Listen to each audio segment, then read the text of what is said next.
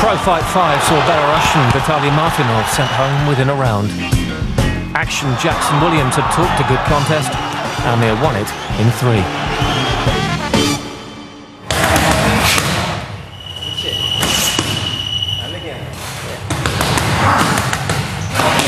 Naturally fast, this kid. Amazingly quick hands. He's a guy who picks things up, and he'll sift through the information and he'll decipher what's important and what's not important.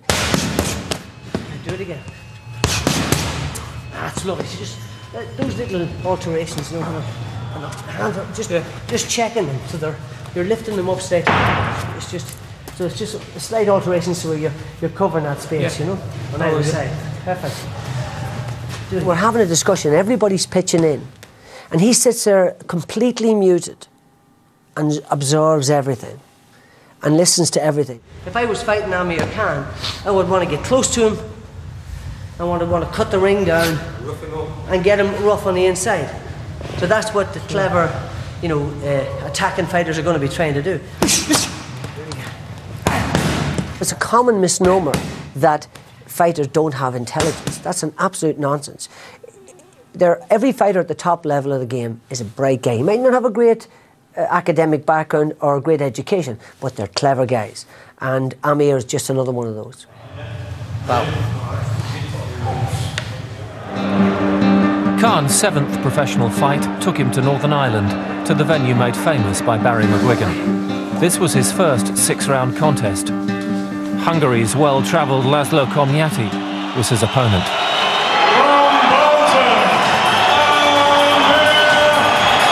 The King's Hall has rarely made so much noise, but that was the highlight of Amir's evening. There was a few mistakes made in the fight and outside the fight, mainly outside the fight, I can say. The night before there was a boxing do, which I stayed there a bit too late, signing autographs, taking pictures and stuff. And I was stupid doing that. I thought I'd be all right, you know what I mean? Because you're young and you think, oh yeah, I've done it before and I've gone to the gym the next day and I've been okay. It doesn't affect me. So that in a way did affect me, you know what I mean? It was just mentally drained me. Things were just not going right. In a way I got a bit bored, which is stupid, you know what I mean? The focus wasn't there. I was mainly fighting for the crowd. Decent uppercut from Khan. Landed. He takes a straight right-hand counter though. Can't afford to get careless.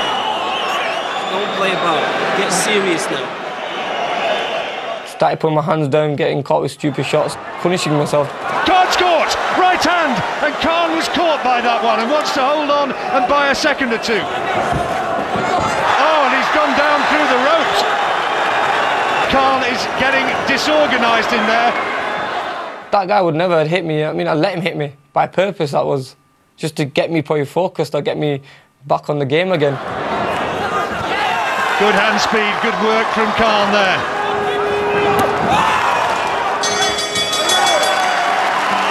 He remains undefeated now in 7 professional contests. For the next fight, I knew I could do 6 rounds with a high work rate. I learnt more off that fight than going in it and knocking him out in the first round.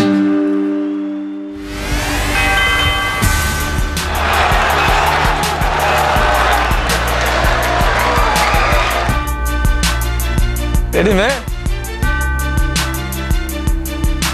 It's almost like he's better than politicians.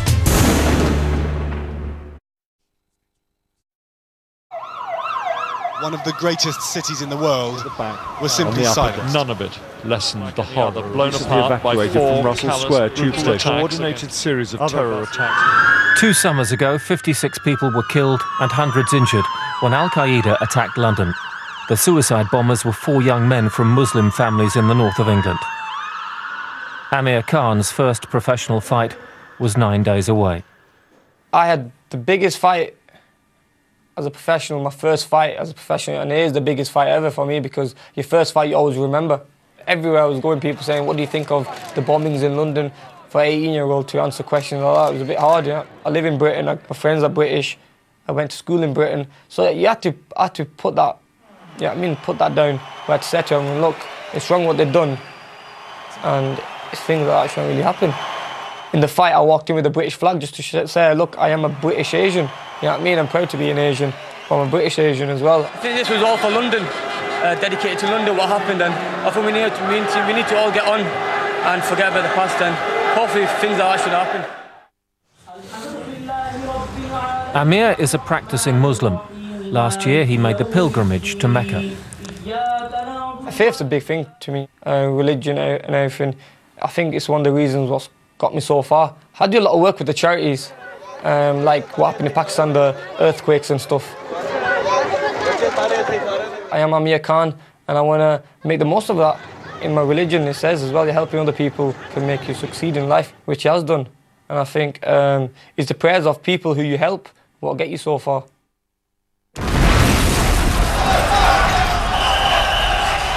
It reminds me of me back in the 1980s with the Catholics and Protestants in Northern Ireland. I'm able to bring people together.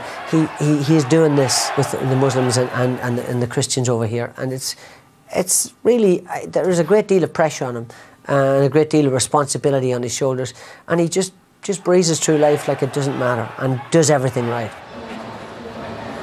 I'm just doing my job. I'm boxing end of the day, yeah.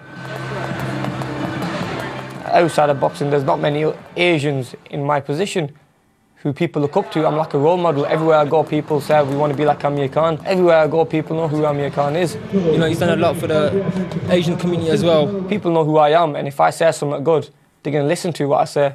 So you want to tell he's proud of his country, it's good. Things happen with his culture, the religion that we're in, and with the society that we're at. He then brings everybody back together again, and people do listen and look up to him, what he has to say. Reminds me of the Ali story, what he was trying to do, and so many similar paths.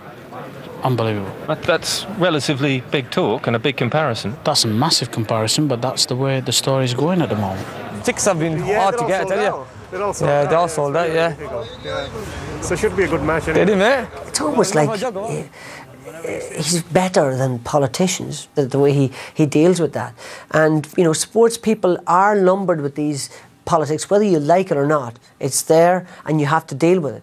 And he's just dealt with it all so you know, with such equanimity and class.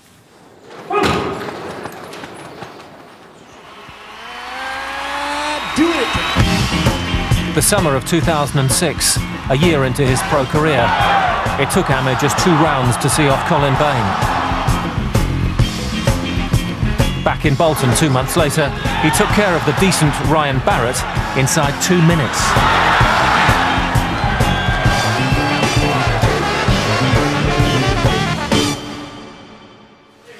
On December the 8th last year, Amir turned 20, the legal age to fight 10 rounds. So 24 hours later he did, challenging for the IBF Intercontinental title. We don't class him as famous in the gym, just like one of the other lads. The fight was made at 9 stone 13, suiting Khan's opponent, the Frenchman, Rashid Drilzan. Thanks, guys. Appreciate it. It was a big step up from 6 rounds to 10. The guy was a lot bigger than me. I knew I'm not going to go in there and try knocking him out because he can take the shots. You know what it's all about. Keep your shots in the target area, nothing around the back of the neck, nothing in the kidney area. The fight went the 10-round distance. He's giving it as a knockdown. It made me think as well. There's more thinking than anything. What shots I should throw. And after that fight, my confidence was from probably from 40% to 80%. And the new IBF Intercontinental Welterweight Champion, Amir Khans. It wasn't a knockdown. Well, I'm afraid it was, because you started counting. You can never call that knockdown. My foot got stuck into the ropes. The birthday boy had another something for the sideboard.